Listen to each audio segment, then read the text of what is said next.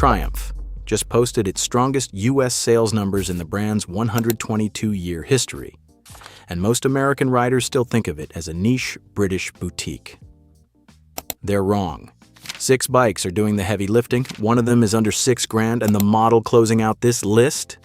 It's quietly become the bike serious riders are quitting their Italian superbikes to buy. Triumph Speed 400. $5,295. That's the MSRP. Let that sit for a second. You're getting a Triumph, actual Triumph, badged, built to spec, warrantied through the dealer for the price of a used Civic with a busted transmission. That single number is why the Speed 400 has done more for Triumph's U.S. dealer foot traffic than any model in the last decade. Now, the cynics will tell you it's built in India by Bajaj, and they're right. But here's what those same cynics conveniently leave out. Bajaj also builds KTM. The 398 cubic centimeter single is a clean sheet design, not a recycled pulsar mill, and it punches out 39.5 horsepower and 27.7 pound-feet of torque. On paper, modest. In the real world, you're looking at a bike light enough to flick through city traffic and torquey enough to hold 70 on the interstate without the engine screaming. The fit and finish? Honestly, better than it has any right to be at this price. Cast aluminum swing arm, USD forks, ride-by-wire throttle, traction control, ABS. Features that were premium 10 years ago, now standard on a sub-$6,000 Triumph. Walk into a Royal Enfield dealer right after sitting on one of these and you'll feel the gap immediately. The catch? The seat is firm, like hour and a half, and you're shifting around firm. And the stock mirrors vibrate at highway speeds in a way that makes them functionally useless above 65. Aftermarket bar-end mirrors solve it for $60, but it's annoying that you have to. Here's the thing that's actually quiet about this bike's domination. Triumph dealers I've spoken to say the buyer profile is split nearly 50-50 between brand new riders and existing riders, adding a Speed 400 as a second bike for commuting. That's the dream demographic. Forums are full of guys saying the same thing. I came in to look at it. I left having signed paperwork. If you want a beginner bike that doesn't feel like a beginner bike and won't be embarrassing to keep when you upgrade, this is the one. Now, if the Speed 400 is the gateway drug, this next one is what happens when Triumph decides to revive a name everyone assumed was dead. Triumph Daytona 660? Its 2017 Triumph quietly kills off the Daytona 675. The supersport segment in America has been bleeding out for years. Insurance is brutal, buyers are aging out, and every manufacturer is pivoting to nakeds and ADVs. The Daytona becomes a memory. Owners panic buy used ones, prices spike. The internet declares the death of the affordable sport bike. 7 years later, Triumph drops the Daytona 660. And instead of trying to chase the dying leader bike race rep market, they did something smarter. They built a sport tourer disguised as a sport bike. Same triple-cylinder DNA, same fairings, same aggressive stance, but the ergos are dialed back just enough to be livable on the street. The 660cc triple makes 94 horsepower and 51 pound-feet of torque. Numbers that won't impress a track day regular, but here's the thing. 80% of that torque is on tap from 3,125 revolutions per minute.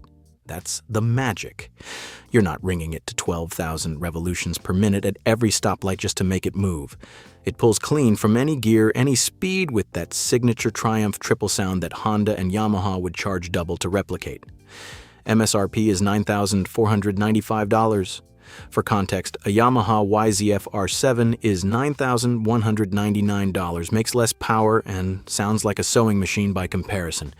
Real talk, if you put both on a back road for a Sunday ride, the Daytona is the one you'll want to keep. The weakness? The dash is basic. You get a small TFT, but the connectivity features are limited compared to what Aprilia offers at this price. And the riding position, while more relaxed than the old 675, is still going to hurt your wrists on a long commute. But the comments section on every Daytona 660 review video tells the real story. Guys in their 40s saying this is the first sport bike they've actually considered buying in 15 years. That's quiet domination. That's a brand reading the room. Drop a comment if you've test-ridden one.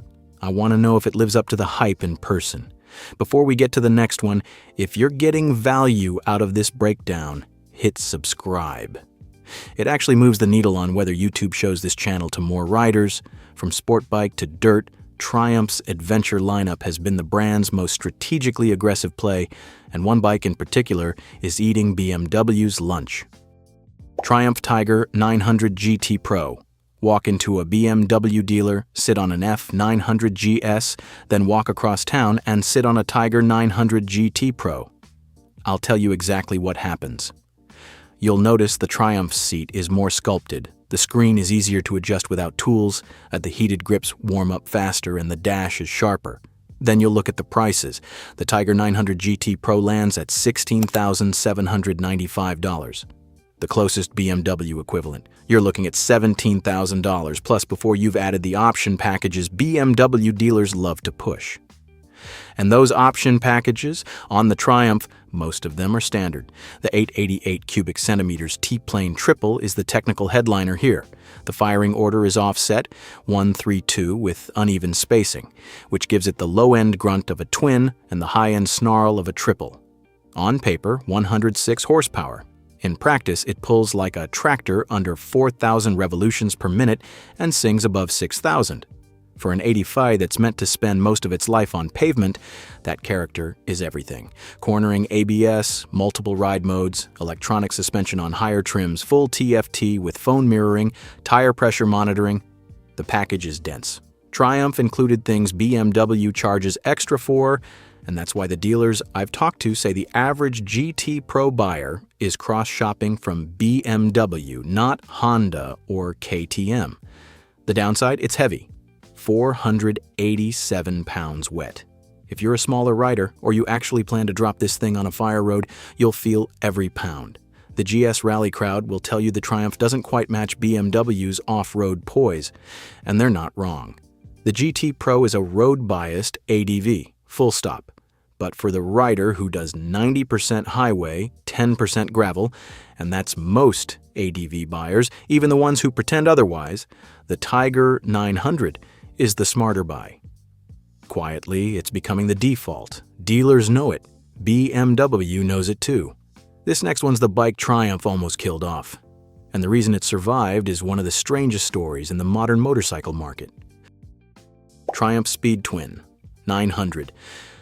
270-degree crank angle, liquid-cooled 900 cubic centimeters parallel twin, 64 horsepower, 59 pound-feet of torque, peaking at 3,800 revolutions per minute. Those are the headline numbers. They don't sound exciting, they're not supposed to. Here's what those numbers translate to on the road. A bike that doesn't need to be ridden hard to feel alive. The Speed Twin 900 is the kind of motorcycle that makes you a better, smoother rider, because it rewards smooth inputs and punishes ham-fisted throttle work just enough to teach you something. Every owner I've talked to says the same thing in slightly different words. It just flows. The 270-degree crank is the secret sauce. It's not the smoothness of a 360-degree twin or the rough character of a 180. It's something in between. A syncopated, offbeat pulse that gives the bike the soul of a V-twin without the vibration penalty. Harley spent 20 years marketing that feel. Triumph engineered it cleaner. MSRP comes in at $9,995. Here's where the comparison gets interesting. A Kawasaki W800 is around $9,899. A Royal Enfield Interceptor 650 is $6,449.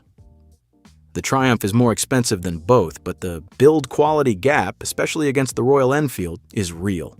Better suspension, better brakes, better paint, better finishing on every weld and casting. What's the catch?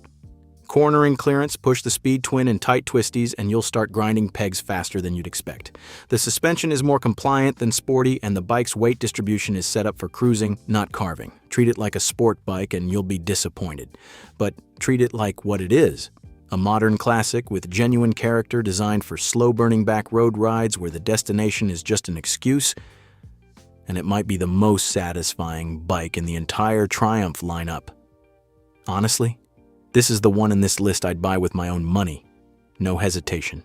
Coming up at number 1, we've got a flagship pulling a particular kind of buyer away from Italy in numbers nobody saw coming. But first, the bike that proves Triumph's middleweight strategy is the most underrated story in motorcycling. Triumph Trident 660. Here's the problem every middleweight buyer faces in 2026. You either get a stripped-down twin that's boring or a fully loaded 4-cylinder that's punishingly expensive. The sweet spot, a bike with real character, real tech, and a price under $9,000, basically doesn't exist anymore, except it does. And it's been hiding in plain sight.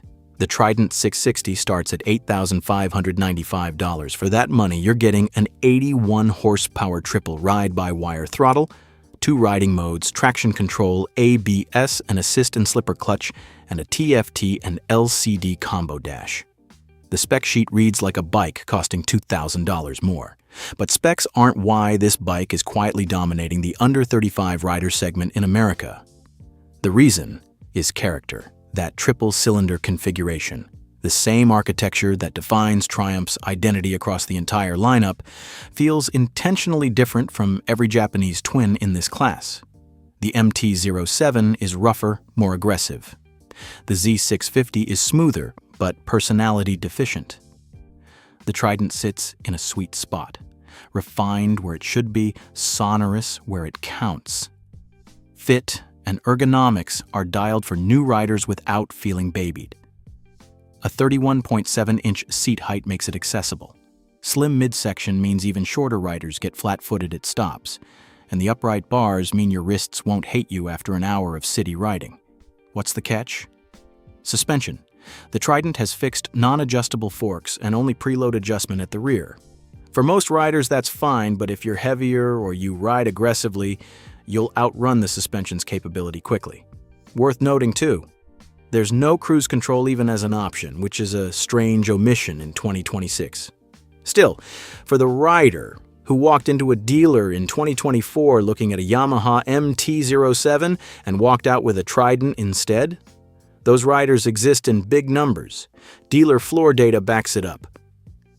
And almost universally, they tell forums the same thing.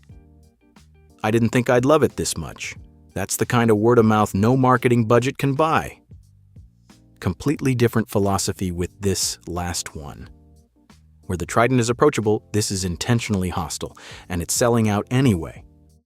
Triumph Speed, 1200 RS. A buddy of mine sold his Aprilia Tuono 5.4 factory last spring, came home with a Speed 1200 RS. I asked him why. Because on paper, the Aprilia is the more exotic bike. More horsepower, more electronics, more pedigree. His answer stuck with me. I didn't want to be afraid of my bike anymore. That's the Speed Triple's pitch in 2026. It's the hyper-naked that doesn't try to kill you. 178 horsepower from a 1,160 cubic centimeters inline triple. 92 pound-feet of torque.